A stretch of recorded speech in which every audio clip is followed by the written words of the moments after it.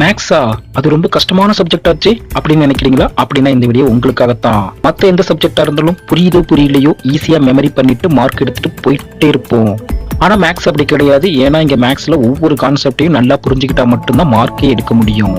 இதுக்கு என்ன காரணம்னா, சின்ன வயசுல இருந்து நீங்க மெமரிக்கு தான் அதிக இம்பார்ட்டன்ஸ் கொடுத்துருப்பீங்க.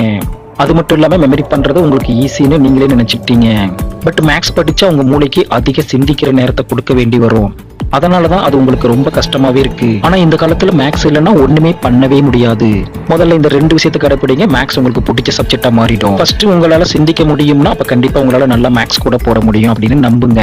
நெக்ஸ்ட், எடுத்த உடனே கஷ்டமான டாபிக்ல இருந்து அதை கஷ்டப்பட்டு பிராக்டிஸ் பண்றதை விட உங்களுக்கு எந்த டாபிக் ஈஸியா வருதோ அந்த டாபிக்ல நிறைய டைம் எடுத்து பிராக்டிஸ் பண்ணி போட்டு பாருங்க. இப்படியே கொஞ்சம் கொஞ்சமா டெய்லி பிராக்டிஸ் பண்ணிட்டே வாங்க. ஒரு கட்டத்துல அந்த கஷ்டமான டாபிக்கே கூட நீங்க ஒரு நாள் முடிச்சிருப்பீங்க. ஏன்னா பழக பழக பாலும் புளிக்கும், ஒரு நாள் கணிதமும் உங்களுக்கு இனிக்கும்.